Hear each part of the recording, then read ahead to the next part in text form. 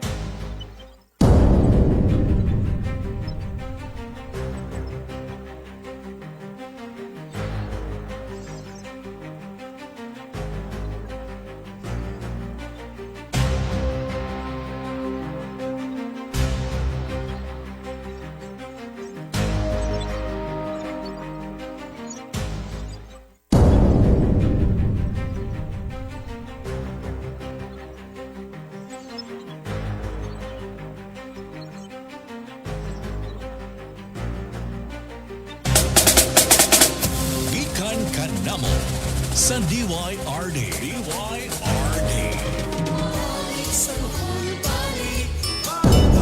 Welcome to Bohol, the first and only UNESCO-declared geopark sa Pilipinas.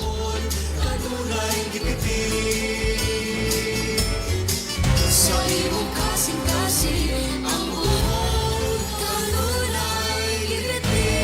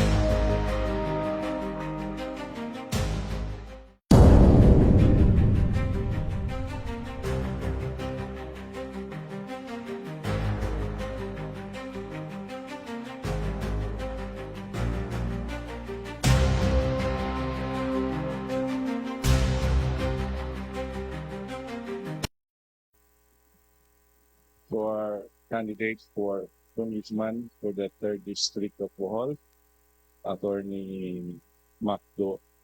Castañares. Friends in the media from here, Pabilin, our thousands of Polano viewers and radio listeners, may hapon ka na tungkanan. Election is barely 57 days or almost 57 days away. And this is the very reason why the whole Chamber of Commerce and Industry have come up with this candidates forum, which we call Your Voice, Our Choice. Nagatuo mi na kini among gihimo sa mga botante kahibaw unsa ang platform of government sa mga kandidato. At the same time, makaila sila at sila'y chance makapaminaw o na sila'y makapilik sila pag-ayo ang mga kandidato na gusto sa ngayon. Mo sa nga venue nga ang mga kandidato makapahayag sa ilang mga katuyuan o saon nila ng mga problema at pag-manage nila ang ilang distrito in kaso tuhon o mabuligan sila at sila yung imong congressman. So, in behalf of the Bohol Chamber of Commerce and Industry, I would like to welcome you to this forum, Your Voice, Our Choice. And thank you and God bless us all.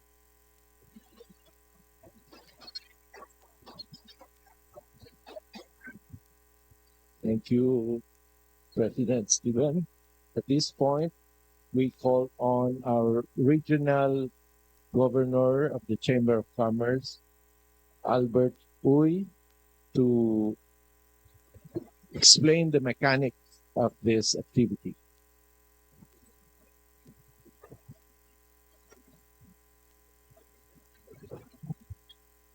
Thank you, Attorney Doyemunak.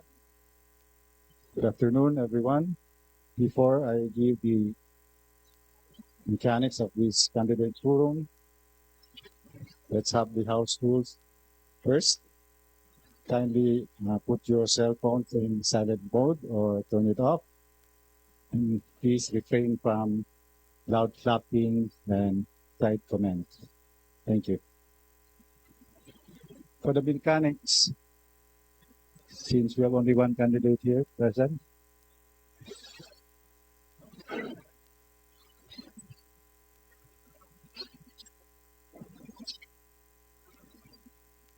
you will be given 4 minutes to introduce yourself and answer the question, why should the Bolanos vote for me?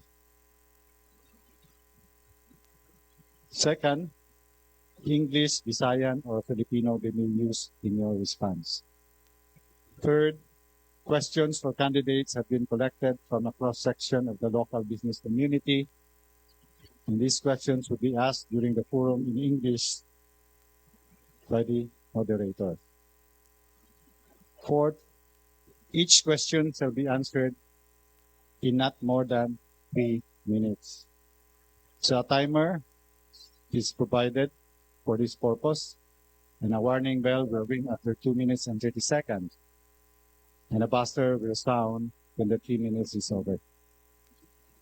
Fifth, no questions from the media or the audience will be allowed, and any heckler will be immediately escorted out of that venue.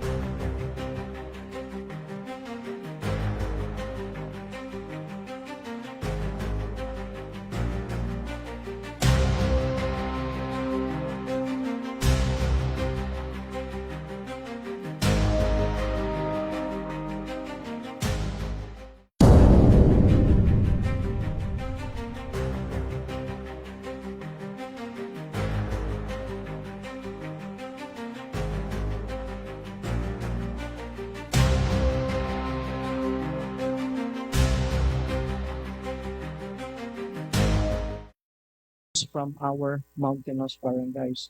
That went on, but the problem is the price per cubic rose. Yung patong naman, daghanaga, suborno ba? Suborno. We call that SOP in government. So, to cut the long story short, that water supply was not returned back to the Water Association. There were cases filed. We won in the RTC level. However, the municipality of Kandihay appealed it to the Court of Appeals due to our poverty. You know, the members are somewhat poor, sir. They cannot afford a lawyer. During that time, we lost in the appeal. So right now, it belongs to the municipality already. Looking at Bohol, for me, aside from tapping those brooks, you know, those sources of water, for example, in Duero, in Guindulman, it's just a matter of priorities, sir. So for me, I believe water is very important because we cannot do anything with water. We have Anda, we have Mabini, there's lots of towns in the third district wherein water is scarce. So I don't know whether the existing congresswoman, what are her priorities with regard to that? Daghang salamat, Atty. MAKDO. Ang pares sa water usually is power. What is your realistic long-term solution to assure your constituents in the third district of a stable, affordable, and sustainable power supply? Again, this is a very good issue, a very sensitive issue for all of us Boholanos. So whether we remain as a cooperative or we sell our cooperative to a private company, like what's happening here, it's Boholite. So it's a question of sustainability. It's a question of maintaining the affordable price per kilowatt per hour. So I'm seeing this, sir, as something like looking at other countries. We have alternative sources of energy. I think we need to tap that, like the solar energy in San Carlos City, Negros Occidental. They actually have a huge solar farm there, more or less around maybe almost 100 hectares of solar panel. I think we need to tap that kind of source. Aside from that, simultaneously, sir, we can explore subsidizing our current Buhay Ko Do. Because these are cooperatives, at least if you're from the barangay, sir, there's like a BAPA association. In a BAPA association, there's like minimum payments as well. And then your electricity don't get, it does not automatically, they don't cut it off right away if you don't pay it. So it's like a cooperative as well. So for me, that's the main point. I'd like to explore an alternative source of energy for the third district of Bohol, maybe subsidize Buhay Ko Do. And third would be put a power plant in the third district. Because I'm looking at sustainability. Back then, in our barangay, sir, the electricity arrived in our barangay, if I'm not mistaken, 1989, because my parents set up a rice mill, Naigalingan. We requested Buhay Ko. So it was a long and arduous process. You know the drill, sir. It's difficult. You still need to install like, mga poste ba. Then dugay kayo, kay bukid mo ng Amua. It's like 8 kilometers from Lungsudaan, which is the highway. But I'm seeing it as my mother back then, she saw no problem to it. It was a matter of like work for her. And luckily, Buhay Ko responded to her request. And in all the mountainous barangays of Kandihay, because I live in a place where in the boundaries of Guindulman, Kandihay, Pilar, Alicia meet. So I'm from Tambongan, Kandihay, Bohol. That's the original barangay there. The other barangays, surrounding barangays are like only sitios back then in the 1960s and 70s. So I don't see any problem with that. Like I said, sir, it's a matter of priority. Thank you. Now let's go to medyo sensitive environmental issue for the third district. With the closure of the whale watching operations because of a provincial ordinance and a national interagency memorandum which prohibit the feeding of whale sharks. Are you in favor of reopening whale shark watching activities? If yes, what measures do you propose to ensure the proper observance of the relevant environmental laws, ordinances, and regulations? Another good question, sir. We have to, for me, we have to balance the law with regard to the general interest and welfare of the public. Because in the third district, the primary problem, sir, is money. So where do we get that kind of money? Number two, there's no livelihood or employment. Okay.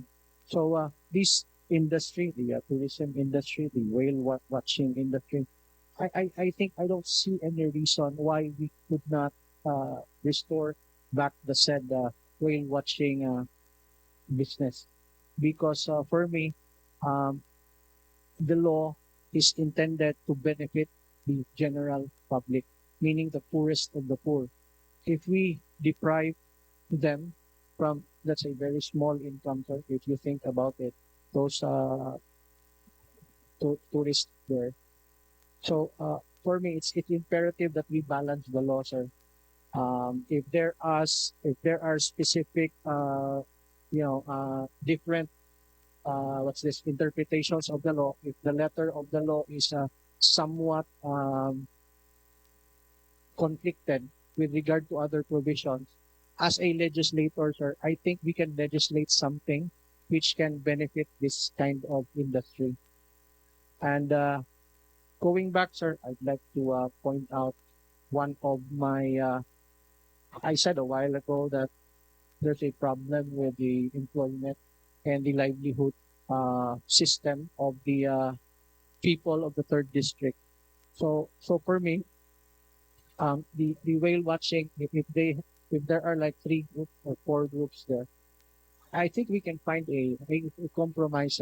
We can compromise so we can help the what's this the ones running the said business. But just to be clear, for me, I see a business opportunity, sir. As much as possible, I've said my three vows in public in front of BCCI. So if there's a specific business like the whale watching, I think the politicians should take their hands off from those said businesses and let it run its course.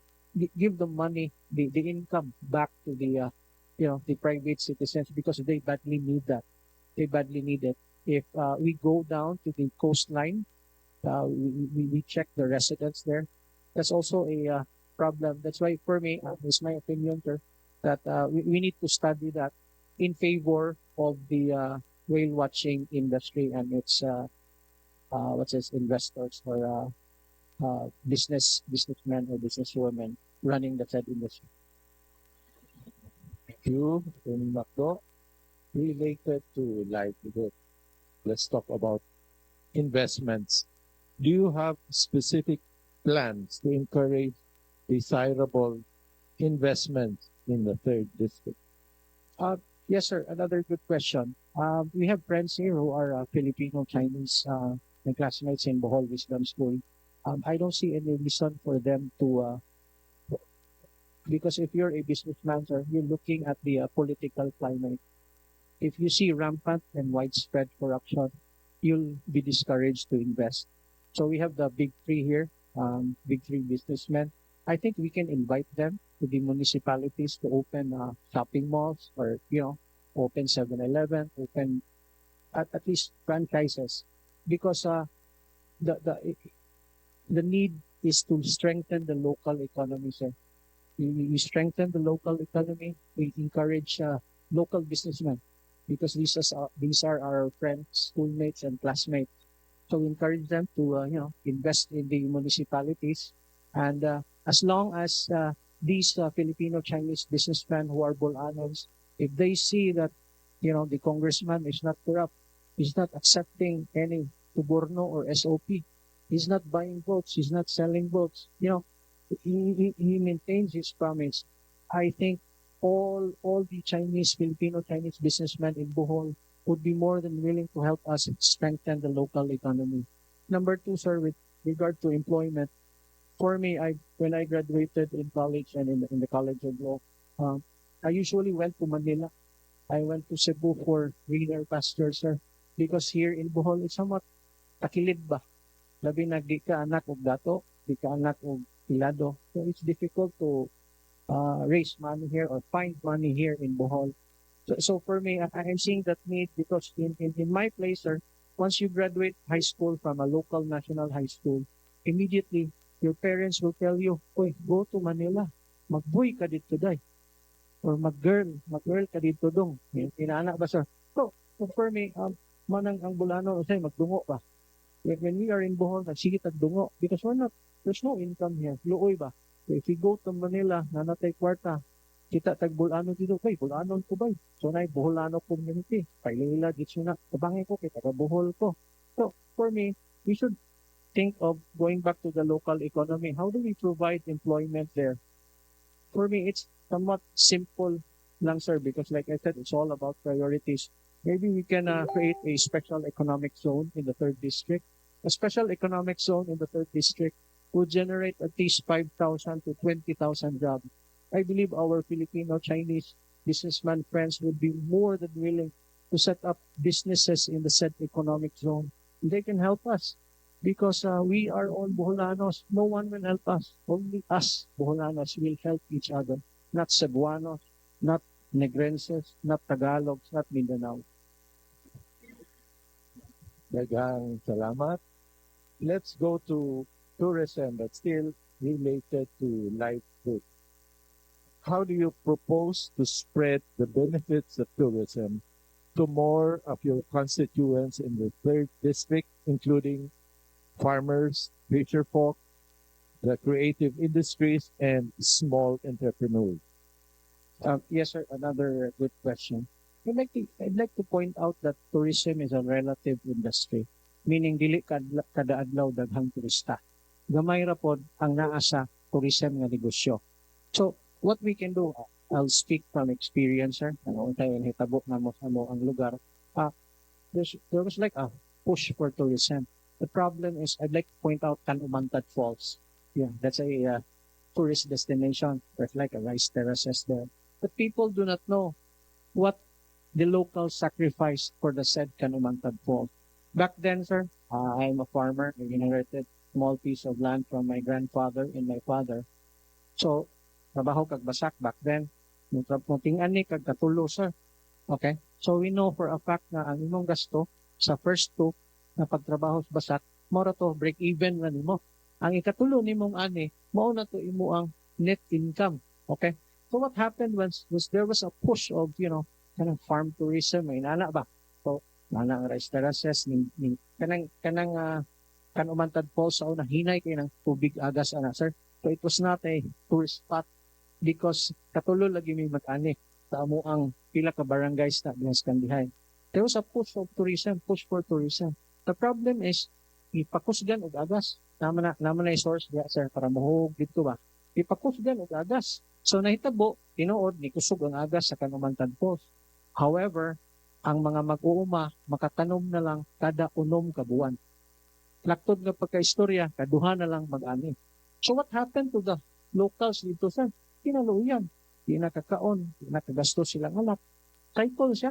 It's a vicious cycle. I'm sure all of us here na atad pero we're all privileged. Swerte kay nga naatad rin. We have the privilege to discuss these kinds of things. So dito, kanang mga ordinaryo ba, sir, mga pobre, wa sila pribilyo ngayon, ana. Because all they think is, asa mo kung kwarta karong adlaw. They don't even think of tomorrow. Ang ila karong adlaw. Palit po nilang isda, pwedeng mahala. So katay-katay nga problema.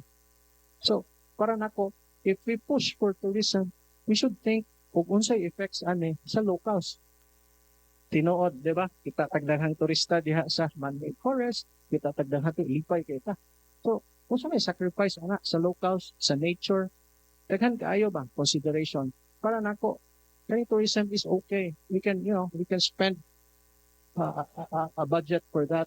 alignment na to sa Department of Tourism kung unsay lang advocacies, maybe we can reprogram our slogan. Importante mo na slogan, balik-balik sila Bohol ba.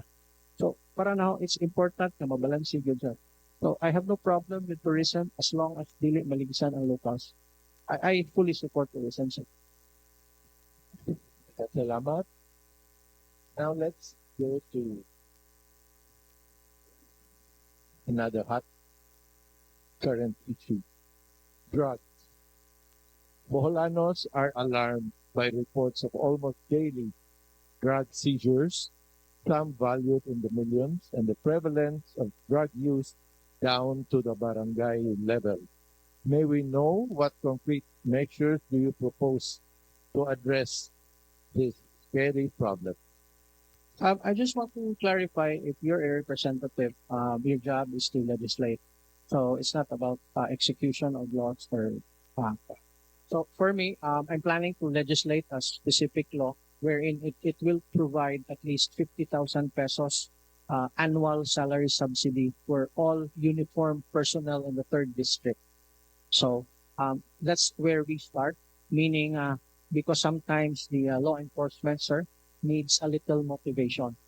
So when you talk about this prevalent drugs problem, because if you apprehend a particular pusher, there's another pusher who will replace that pusher. It's somewhat of a vicious cycle. So I think our public officials are missing the point. It all goes back to corruption in government. It all goes back to poverty. It all goes back to lack of employment. Kay lisod man, wa kay panginabuhian, nakas dito asa kang lugar naging muduol nimo. Baligya ni. This is like 500 bra, pero mamaligya ka ni. Abot og 5,000. So that's a very sad kayo. Makita tag asa ako ga-exist man Di na pag law enforcement. Kung sabay, kung so gibuhat sa law enforcement, murag wala, di ba? Pero I don't want to say it on camera. Unsa pay akong nahibalaan mahitungod ana. Pero I see it as a cry for help, sir. It's a cry for help. If we see someone using drugs or selling drugs, it's a cry for help for all of us. Kita tanan. Dili lang ang public official. Okay? You can do something about it, my God. If maghiusa lang kita. I don't see any problem with that. I believe in leadership by example. It goes back to me as kung makadaog ko, as a representative. Mutuo ba kahakning chief of police nako? Kung na ako'y gusto ipa-bypass or ipa-entrap. The problem is, ang police di na mutuo. Number one, with the current situation sa atong national government, ang uniform personnel nga pension fund ikuha sa national government, particularly the House of Representatives. Gibutang nila sa Maharlika Wealth Fund nila.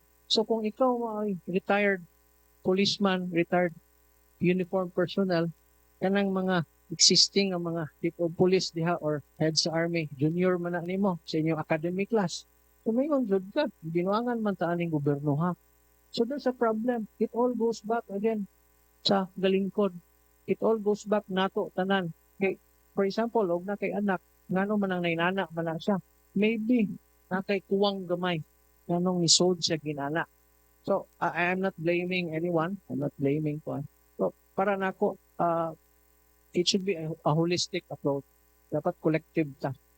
Kaya the elected public official can only do so much. We can only legislate laws and etc. Thank you.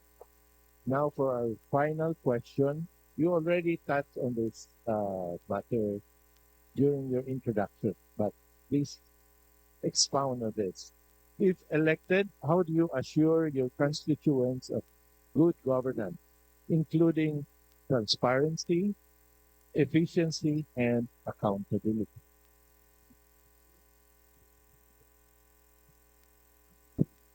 Thank you, sir, for the last question. For me, going back, let's go full circle to my previous statement. I pointed out that I've already took a vow of poverty.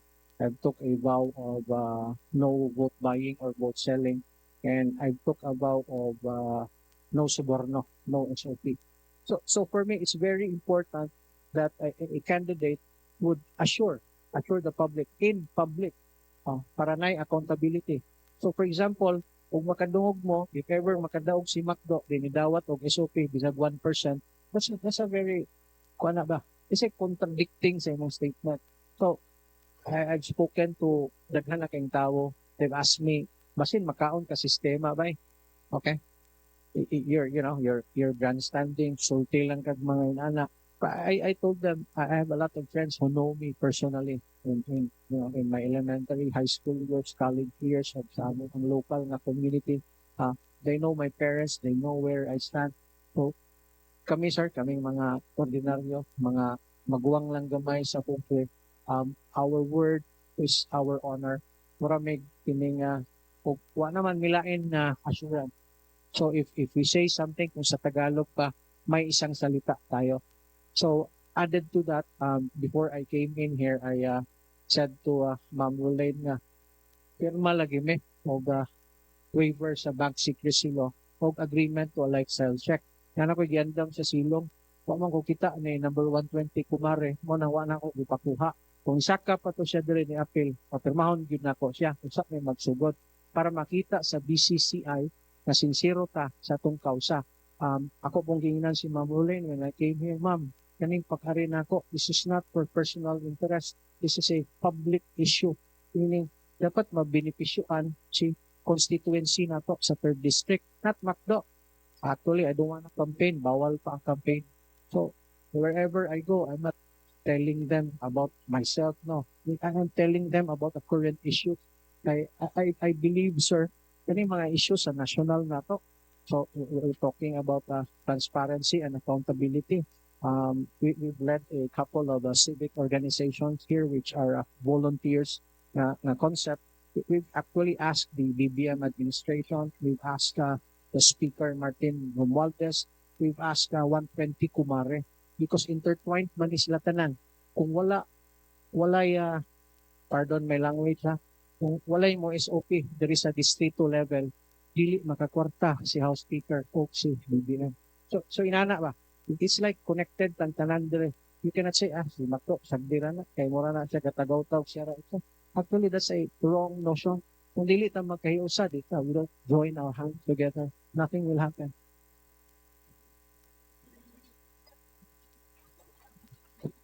Thank you kayo sa inyong mga answers, Atty.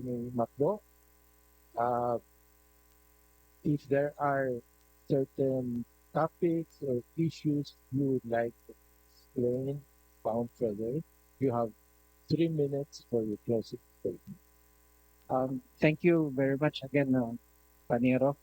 I'd like to point out sa ako ang very close to my heart na advocacy na ako because my mom was a teacher. Ako maestro po ko. I taught in Southwestern University Mass Communication and English subjects. I also taught in a College of Law, BIT sa una. I taught criminal law, political law. So tanaw na ko sa mga maestra, sir, more sila neglected per me. Because if you're a public school teacher, mamata ka alas 5 buntag, manikay-sikay ka para sa imong anak, imong bana. Iningkaw man, alas 6, ligo na ka na. Dapat 6:30, nana ka dito sa classroom. Nana po imong mga pupils, fitting sa mukha. So, iningkaw man, ugawas ka, alas 3, alas 4, kung makauli kasi mong bayan anak, alas 5 na. Okay? Iningkaw man na, that goes on for like 5 days in a week. Imagine, you do that for 30, 40 years. Kung sa may epekto sa imong naong anak, we don't see happy mga public school teachers while nag-teach pa na sila. Mura lang simod, pwede na to bidayan, bitaw ka ng kalbingro. Please, mungkot, pirme. Kani mga PTA pod, wag po sila kasabot at sacrifice. Nasa sila sweldo, 30 mil. Ang utang anak nila, sir, siguro sa mga 28 mil. 2,000 na limpyo nila. Kaya ilang ATM, gibilin mo na nila dito sa kanang credit ba? Sa kandihay pa, sayon lang. Na may sayon lang dito. Sayon, ragod ka mo utang diha. Pero bilin, nag-iimong ATM. So, ikaw as a teacher, 40 years, it's a vicious cycle for you. Tanaw na ko, ikaw maestra, ganahan day ka mo tudlo. Kaya mo ang 2,000 na lang mabili ni mo kada buwan, ipalit pa dyan na ni mo chalk, eraser, kartulina, siya naghanap mga needs. Rapo, o na pupil ni mo, nga way pagkaon, o kubos kang hatag, anak. Ana man. So para na ko, perting luya ang mga public school teachers. So I spoke to them. tuyok ko sa itong mga amigo, kita na ko unsa ilang need, pati ila laptop, ila printer. So I told them, dagko man ang budget sa usa ka congressman, laliman ka 2 billion pesos. O pay labot ng mga lain kay magpaan ba ng mga budget. So para nako, gayhap ko, it's 436 barangays, ibutang nato nako ka public school teachers kada barangay. So I think kaya ang 20 mil na annual salary subsidy nila. When I spoke to them, puting lipayan nila, kisi-kisi sila kay 20 mil. Sakto na attorney, makapalit na mig-chok ana, kartulina, makapliti na mis amo habal-habal nga bana. Usually, og maestra ka diha, imong bana habal-habal because that's where the relationship starts. Di ba? Single pa ka. Gusto magaglibre, makasave ka sa imuhang pliti. So, usually I have, aunts and first cousins ngayon, anak. So, I think that sector needs to be focused. That's my quick statement. Salamat. Daghang salamat, Atty. MAKDO, for taking that issue up. At this point, we call on a representative from the Diocese of Tagbilaran, Father Jingboy Saco, to talk about clean, honest, orderly, and peaceful elections. Thank you, Atty. Doy. Mayong hapon, ganyong tanan. Thank you, Bohol Chamber of Commerce and Industry, for initiating this event, Your Voice, Our Choice. Dako kayo nigtabang sa mga voters aron makaila o makadungog sa mga programa di gobyerno sa atong mga kandidato tabi na sa 3rd District. Thank you to you, Atty. MAKDO, who responded to the invitation of BCCI. Your presence here is your gesture of openness and commitment to serve the people in the 3rd District. Allow me to share with you points for reflection for our Boholano candidates and voters. My message to the candidates. Nakatambong ko sa candidates forum ang tawag sa MC sa mga kandidato, mga politiko. Siguro katong kandidato allergic o makadungog o nga politiko, nihangyo siya sa MC nga ayaw mi og tawga og politiko. Tawga mi og aspiring servant leaders. Na touch ko, na lipay ko nga nakadungog sa mga kandidato because he was right. Because a politician is really called to become servant leaders. They are servants and leaders of and for the people. My challenge to you as an aspiring servant leaders, start serving the people by respecting their freedom to vote. Don't exploit their needs. Don't buy their votes. And to you, voters in Bohol, my message, 1, be informed. Take time to research the candidates and their positions. Understand the issues and vote for candidates who align with your values and vision for the future. Second, every vote counts. Elections are decided by those who show up. Your vote is sacred. Don't sell your votes. Thirdly, don't forget to pray. Pray for guidance. Pray for peaceful election. And in conclusion, an honest election is not just a reflection of the process, but testament to the integrity of democracy itself. By choosing transparency, fairness, and accountability, we honor the will of the people. Let us stand united in our commitment to uphold the truth, safeguard our electoral system, and build a future that we can all trust. God bless and good luck to our candidates who are aspiring to become servant leaders. Thank you. Daghang salamat, Father Jingboy. And on behalf of the Bohol Chamber of Commerce and Industry, we sincerely thank Attorney MAKDO for participating in this very productive forum and helping the Boholano voters, especially in the 3rd district, to choose the leader wisely. We also thank our sponsors, Modala Beach Resort, First Consolidated Bank, Bohol Light, the Alturas Group of Companies, and the Metro Center Hotel for helping us make this event possible. Salamat kayo.